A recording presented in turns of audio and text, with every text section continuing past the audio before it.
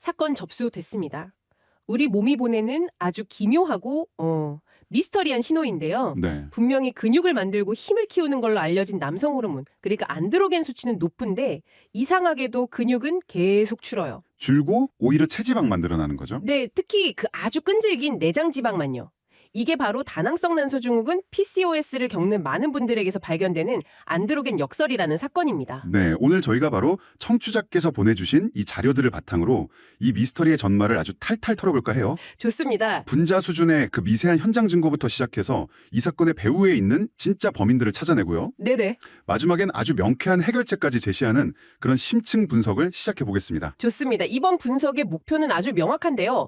도대체 왜 이런 역설이 발생하는가? 그 배후에 숨어서 이 모든 일을 조종하는 3명의 핵심 용의자가 있다고 합니다. 아, 용의자가 있군요. 네, 바로 동화저항성, 이화작용 가속화, 그리고 대사적 유연성 상실, 오늘 이 녀석들의 정체를 낱낱이 밝혀보겠습니다. 그리고 최종적으로는 이 지긋지긋한 악순환의 고리를 깍 끊어버리고 우리 몸의 통제권을 되찾을 수 있는 가장 효과적인 전략까지 알아볼 거예요. 자, 그럼 먼저 사건 현장부터 자세히 들여다볼까요? 네. 먼저 그 통념과 현실 사이에 이 엄청난 괴리부터 짚고 넘어가야 할 것 같아요. 아, 그렇죠. 보통 남성 호르몬이 많다고 하면 다들 막 근육질의 탄탄한 몸을 떠올리잖아요. 네, 당연히 그렇게 생각하죠. 자료에도 나오지만 이게 바로 우리가 가진 생리학적 기대, 즉 통념이죠. 그렇죠. 하지만 PCOS 환자분들의 임상적 현실은 그 기대와는 완전히 정반대예요. 정반대다. 네. 높은 안드로겐 수치에도 불구하고 근육은 힘없이 줄어들고 배에는 내장 지방이 쌓이고 몸은 뭐랄까 시름시름 앓은 만성 염증 상태에 빠져버려요. 아, 이건 단순히 호르몬이 부족한 문제가 아니에요. 호르몬은 넘쳐나는데 정작 우리 몸의 조직들이 그 호르몬에 제대로 반응하지 못하는 조직 저항성의 문제인 거죠. 호르몬이 말을 걸어도 몸이 대답을 안 하는 거군요. 맞아요. 자료에 되게 흥미로운 가설이 하나 나오는데 이게 과거 기근 시대에는 생존에 유리했던 절약 유전자의 비극적인 대신일 수 있다는 거예요. 절약 유전자의 배신이요? 네, 먹을 게 부족할 때 에너지를 최대한 아끼고 지방으로 저장하던 그 유전자가 지금처럼 영양이 과잉인 환경에서는 오히려 도구로 작용해서 이런 부작용을 일으킨다는 거죠. 와, 정말 충격적인 증거가 나왔습니다. 통계를 보니까요, 연료잘세에서 35세 사이에 비교적 젊은 PCOS 환자분들 중 무려 53%가 근감소성 비만을 겪고 있대요. 53%요? 네, 이게 일본 여성 그룹에서는 10%도 안 되는 수치라고 하니 정말 심각한데요. 여기서 근감소성 비만이라는 용어를 좀 짚고 넘어가야 해요. 이게 그냥 비만이 아니거든요. 네, 팔다리 골격근량, 줄여서 ASM이라고 하는데 이 근육량이 건강한 여성 평균보다 뚝 떨어져 있으면서 동시에 체지방률은 35%를 훌쩍 넘는 상태를 말해요. 잠깐만요. 그러니까 쉽게 말해서 겉보기엔 정상이거나 그냥 살짝 통통해 보여도 막상 속을 들여다보면 근육은 퉁 비어 있고 그 빈자리를 지방이 가득 채우고 있는 맞아요. 그런 마른 비만의 아주 심각한 버전이라고 보면 되는 건가요? 정확합니다. 바로 그겁니다. 그래서 단순히 체중계 숫자나 BMI 수치만으로는 이 숨겨진 비만을 절대로 알아챌 수가 없어요. 자료를 보면 PCOS 환자의 사지 골격근량 비율이 평균 23.8%인데 건강한 여성은 30.2%거든요. 이 6% 차이가 어마어마한 겁니다. 그런데 이 범죄에 내부 공모자가 있는 것 같아요. 공모자요? 네, 높은 안드로겐이 지방을 엉덩이나 허벅지 같은 비교적 안전한 곳이 아니라 하필이면 복부, 즉 내장으로 자꾸 보낸다고 하는데요. 이 내장 지방이 그냥 얌전히 있는 게 아니라고요. 아주 중요한 포인트예요. 내장 지방은 그냥 에너지 창고가 절대 아니에요. 그럼 뭔가요? TNF-알파, IL-6 같은 온갖 염증성 사이토카인을 24시간 내내 뿜어내는 거대한 염증 공장이자 내분비 장기예요. 염증 공장이요. 네, 신호체계를 완전히 교란하는 내부의 적이죠. 안드로겐이 근육한테 자, 이제 성장하자 하고 소리쳐도 저쪽 내장지방 공장에서 아니 다 분해해버려 하고 훨씬 더 큰 소리로 악을 쓰는 상황인 거예요. 알겠습니다. 내부의 적이 내장지방이라는 건 이제 확실해졌네요. 그럼 이 내장지방이라는 배후 조종자가 정확히 어떤 수법으로 근육을 공격하는 건지 그 3가지 핵심 수법을 하나씩 파헤쳐보죠. 네, 첫 번째 용의자, 동화저항성부터 추적해볼까요? 닫혀버린 성장 공장이라는 별명이 붙어있네요. 네, 동화라는 건 근육을 합성하고 성장시키는 과정을 말하는데요. 여기에 저항성이 생겼다는 거죠. 아, 즉, 근육을 만들라는 신호에 저항하고 말을 안 듣는 상태가 된 거예요. 잠깐만요. 그럼 근육세포가 에너지를 못 받아서 기뢰화 상태에 빠진다고 하셨는데 우리 몸은 분명히 음식을 통해 에너지를 공급받고 있잖아요. 혈액 속에는 포도당이 넘쳐날 텐데 왜 근육만 굶주리는 거죠? 바로 그게 핵심이에요. 인슐린이 혈액 속 포도당을 가져와서 근육세포의 문을 똑똑 두드려요. 에너지 배달 왔습니다 하고요. 네네. 그럼 문이 열리고 포도당이 쏙 들어가서 에너지로 쓰이고 근육 성장이 시작되거든요. 그런데 이 동화 저항성 상태에서는 이 문, 즉 인슐린 수용체가 고장나 버린 거예요. 문이 고장났다. 네. 아무리 배를 눌러도 문이 안 열리는 거죠. 아, 이제야 그림이 그려지네요. 그러니까 핵심은 근육을 만들라는 신호는 계속 오는데 근육세포의 초인종이 고장나서 아무도 문을 열어주지 못하는 상태라는 거군요. 맞아요. 분자 수준에서 현미경으로 들여다보면 IRS1이라는 단백질의 특정 부위의 비정상적인 인산화, 쉽게 말해 오작동 스위치가 켜지면서 신호 전달 체계가 완전히 망가진 걸 확인할 수 있어요. 아, 그 결과 근육 성장의 총사령 광격인 mTORC1이라는 스위치가 꺼져버리고 단백질 합성 공장이 올스톱되는 거죠. 공장이 멈추는군요. 네, 근육은 에너지를 못 받으니 생존을 위해 결국 자기 자신을 뜯어먹기 시작하고요. 근육이 굶주리는 것도 모자라서 이제는 적극적으로 파괴까지 당하는군요. 그렇죠. 두 번째 용의자인 이화작용 가속화가 바로 그 얘기죠. 근육을 직접 파괴하는 행동대장. 그 정체가 바로 만성염증이라고요. 네, 아까 말한 내장지방이라는 염증 공장에서 나온 TNF-알파, IL-6 같은 염증 물질들이 혈액을 타고 온몸을 돌아다니면서 이중 타격을 가해요. 이중타격이요? 네, 첫째는 아까 말한 인슐린 저항성을 더 심하게 만들어서 성장 공장 문을 아예 용접해버리고요. 둘째는 동시에 근육 분해 시스템을 직접 가동시켜서 근육을 파괴하라고 명령하는 거예요. 와, 성장을 막는 동시에 분해를 명령하다니 정말 악랄한 수법이네요. 그렇죠. 자료에 나온 그림을 보니까 그 과정이 정말 상세하게 나와 있는데 유비키틴 프로테아좀 시스템. 이거 말이 너무 어려운데요. 그렇죠. 이건 그냥 근육의 지정 폐기물 처리 시스템이라고 생각하시면 쉬워요. 아, 폐기물 처리 시스템. 네, 염증 신호가 오면 우리 몸이 근육 단백질에다가 이거 버릴 거임 하는 폐기 처분 딱지, 유비퀴틴을 막 붙여요. 그러면 프로테아좀이라는 거대한 분쇄기가 와서 그 딱지 붙은 단백질들을 모조리 갈아버리는 거죠. 아, 이게 24시간 내내 아주 미세하게, 하지만 꾸준히 일어나고 있는 거예요. 내 몸 안에서 근육이 조용히 갈려나가고 있었다니 정말 소름 돋네요. 네, 근육은 굶주리고 또 한편에선 파괴당하고. 여기서 끝이 아니죠.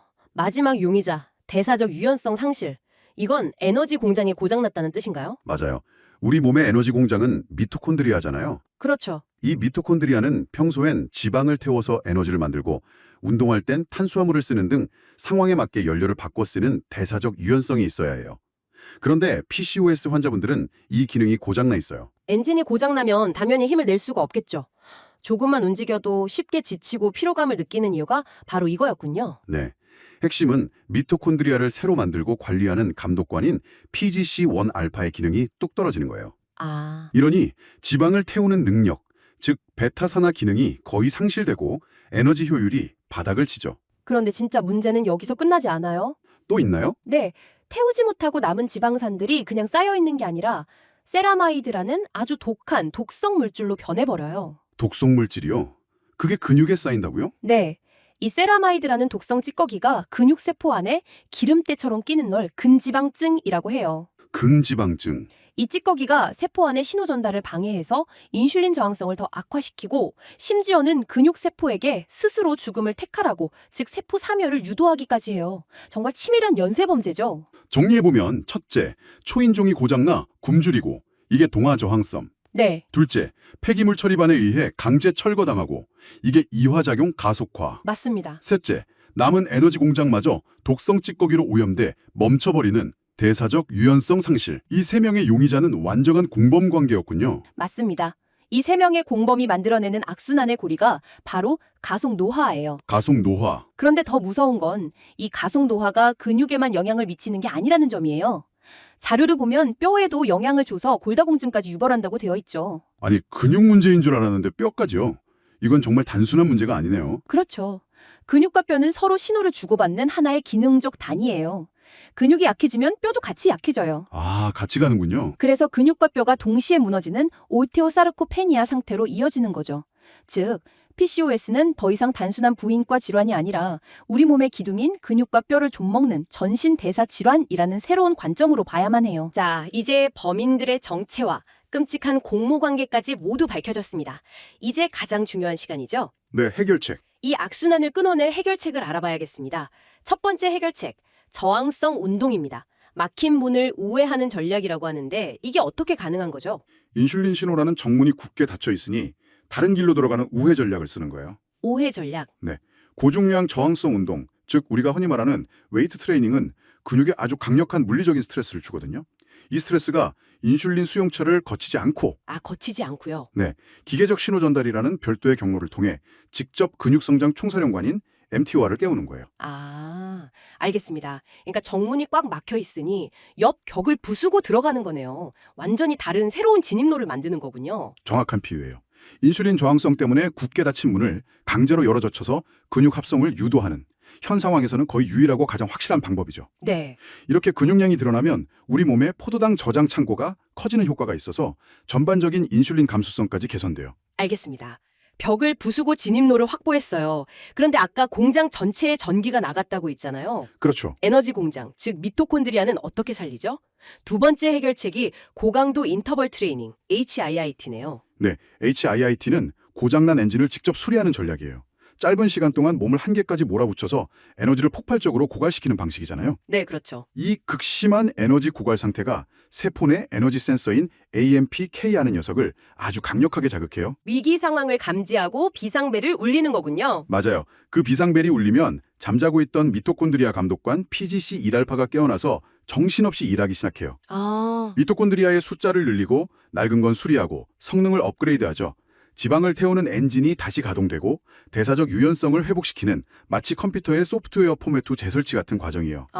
이제야 완벽하게 이해가 되네요. 저항성 운동은 꽉 막힌 정문을 부수고 옆문으로 들어가는 하드웨어적인 해결책이고 그렇죠. HIIT는 발전실 자체를 수리해서 공장 전체의 전기를 다시 공급하는 소프트웨어적인 해결책이군요. 역할이 완전히 다르네요. 바로 그거예요. 둘 중 하나만 해서는 반쪽짜리 해결책밖에 안 돼요. 이 두 가지를 합친 복합 운동이야말로 내장 지방을 태우고 근육을 되살리고 신체 조성을 근본적으로 바꾸는데 가장 강력한 효과가 입증된 승리 공식입니다. 그럼 실제로 운동 계획을 짠다면 이 두 가지를 어떻게 조합하는 게 가장 이상적일까요? 그냥 하루는 웨이트, 하루는 HIIT 이렇게 번갈아 하면 되는 건가요? 좋은 질문이에요. 자료에 따르면 가장 효과적인 방법은 저항성 운동을 먼저 해서 근육의 성장 신호를 확실하게 준 뒤에 마무리로 HIIT를 15분에서 20분 정도 실시해서 미토콘드리아 활성화까지 끌어내는 방식이 시너리가 가장 크다고 해요. 같이 하는 게 좋군요. 네, 물론 개인의 체력 수준에 맞춰서 격일로 진행하거나 분리해서 하는 것도 좋은 전략이 될 수 있고요. 중요한 건 두 가지를 모두 꾸준히 하는 거죠. 오늘 분석을 통해 모든 것이 명확해졌습니다.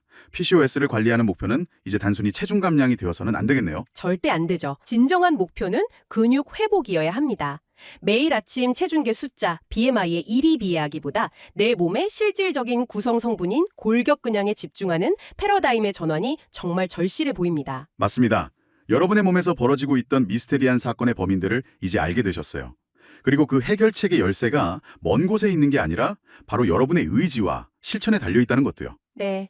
동화저항성, 이화작용 가속화, 대사적 유연성 상실, 이 세 명의 범인을 동시에 제압할 수 있는 가장 강력한 무기는 결국 여러분의 몸 그 자체입니다. 오늘 분석은 여기서 마치지만 마지막으로 여러분께 생각할 거리를 하나 남겨드리고 싶습니다. 네. PCOS가 근육과 뼈에서 가속 노화를 일으키는 전신 대사 질환이라면 이 조용히 그리고 더 빨리 흘러가는 내 몸속의 시계가 우리가 아직 전혀 인지하지 못하고 있는 또 다른 건강 영역, 예를 들면 뇌 기능이나 심혈관 건강에는 과연 어떤 영향을 미치고 있을까요? 오늘 저희의 분석은 여기서 마치지만 여러분 자신에 대한 더 깊은 탐구는 이제부터 시작입니다.